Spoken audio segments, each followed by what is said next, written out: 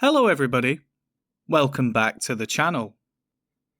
As you may have gathered from the title, I'm doing something a little bit different in this video. Instead of a direct sequel to my Mega Miner video, I'm giving you all an update to the game's speedrunning community as a whole. So if you haven't watched my first Mega Miner video, or if you just want a refresher, then you should go ahead and watch that video now. But if you're all caught up, then sit back, relax, and enjoy the video. Now, at the time when I made my video, the moderator on the game's speedrun.com page was .cboy, the game's first real speedrunner. However, by the time I had finished all of my runs and submitted them to the leaderboard, he had been inactive for quite some time. And so, another runner of the game, and the person holding the most world records at the time, Haunted Pixel, applied to replace .cboy as moderator, which was later approved. And so, about 4 months after I submitted all of my runs, I officially held every world record after Haunted Pixel approved all of my runs. So, as a quick message to him, thanks for that, and congrats on becoming the moderator. However, off the back of Haunted Pixel's appointment, and after a short discussion with myself about potentially banning the teleporter glitch, a glitched leaderboard and a no major glitches leaderboard were subsequently created for each category. And so, with those new categories, I didn't hold every world record anymore. But that was totally fine. I was the one that suggested this category split anyway, since I personally believe that this would make the game more accessible for any new speedrunners. With Haunted Pixel doing some more runs of his own, he came across a few more glitches, which he compiled onto a thread on the speedrun.com page. But instead of just showing you some text on screen, I'm going to demonstrate all of the useful glitches and techniques that we know of right now. To start with, we have the teleporter glitch, which I used in all of my runs. Although a new save shouldn't have a teleporter location for us to use, we can load up a previous save with a teleporter in a good spot, such as 1005 meters. Then, after creating a new save to start a speedrun, the teleporter is still available for us to use, allowing us to skip mining all the way down to that depth. By doing so, we earn $21,500 from completing all of the digging missions at once, which is enough for us to purchase the cooling system upgrade and a few pieces of dynamite, allowing us to completely skip the early game. Next, we have our first non-major glitch, teleport cancelling. Essentially, if you have the items menu open whilst teleporting, and then close the menu, the teleport animation cancels itself, allowing us to move much faster than if we let the animation complete. Interestingly, when teleporting to the surface, this glitch only works when we press the items button to close the menu, instead of the close button. I have no idea why this works this way, but oh well. By using this at the start of a glitch speedrun, we can save about a couple of seconds at the beginning of every run. Plus, since we can use this in no major glitches runs, we can potentially save tens of seconds across those runs too. However, as you may be able to tell, using this glitch comes at the cost of an incredibly darkened screen, making it much harder to figure out what's around us. This is especially an issue when using it from the surface, meaning that we could lose more time than we save by just fumbling around in the dark. Thankfully, this does go away after teleporting normally. So this glitch could be quite useful across most of the speedruns. But honestly, without using any external applications, I think that this is incredibly difficult to properly use when mining underground. So, depending on how it's used in the future, there is the chance that this glitch could be banned if people use it in a way that could be considered cheating, like this OBS filter for example. And finally, we have the map panel tech. Now, as cool as that may sound, this is actually just a very simple benefit of the map. Whenever we start a new save, we can only see a small portion of the ground, with just 2 rows of blocks visible. However, the map panel actually shows us a much larger area that's 3 blocks deep instead. Therefore, we can use this to scout out a good surface for any no major glitches run. However, unlike the teleport cancel, this isn't useful for glitch speedruns at all, since we just use the teleporter glitch to mine around the 1000 meter level, as stated earlier. Now, with the teleporter glitch, the $1,000, $10,000, and all digging mission speedruns are reduced down to a single second. So, in my original video, those categories were just reduced down to a footnote on my way to getting all of the world records. Therefore, I think it's time that I cover these categories properly using my most recent PBs, giving them the flowers that they deserve. So, let's begin. The $1,000 speedrun is very short, which makes it arguably the most RNG dependent speedrun in the entire game. Since we already start a new save with $300, we can collect the remaining $700 by selling at least 15 coal ore, and by completing the coal miner mission. So with this strategy, we don't have any time or money to spare by refueling, leading to many promising runs dying from running out of fuel. Because of that, we really just need to keep resetting until we can find a large pocket of coal close to the market. And so, we have to rely on the map panel tech to increase our chance of finding this pocket. In my PB, I had a pocket of 10 ore underneath the repairing and refueling stations, which was a pretty good start.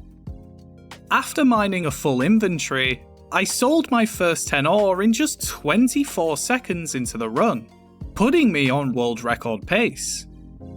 Then, as I had some visible coal underneath the market, I dug down and found a second pocket for me to mine. However, instead of mining this ore here to complete coal miner, I sold my inventory and mined this coal ore close to the surface. With that, I finished the run with a time of 52 seconds. Annoyingly, if I didn't make any mistakes, I could have tied with the world record. But with a quick enough time for second place, I'm happy with that run for now.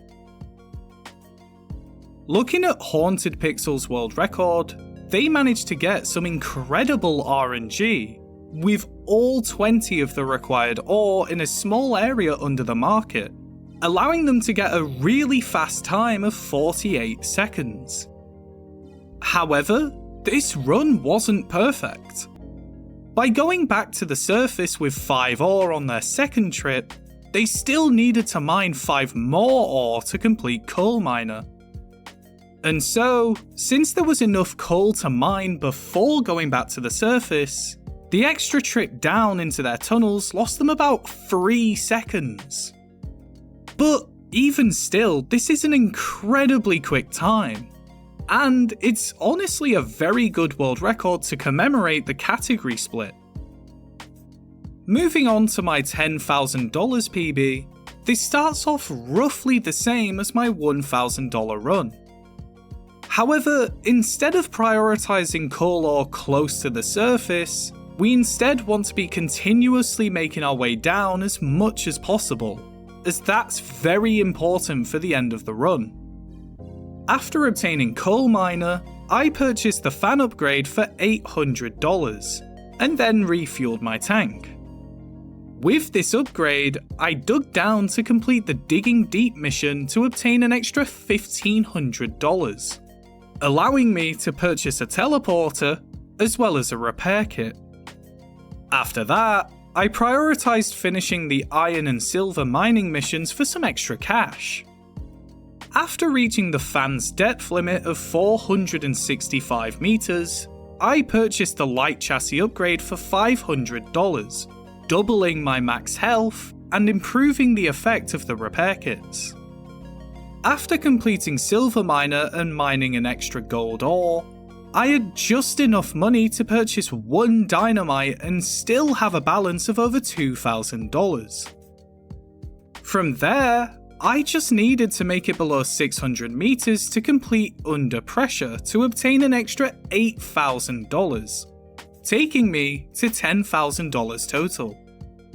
And so, with only one dynamite and one repair kit to work with, I somehow managed to finish the run in a time of 6 minutes and 47 seconds. A new world record by only 7 seconds. This run was actually pretty decent, and it was lucky enough to not even need the dynamite to make it to 600 meters.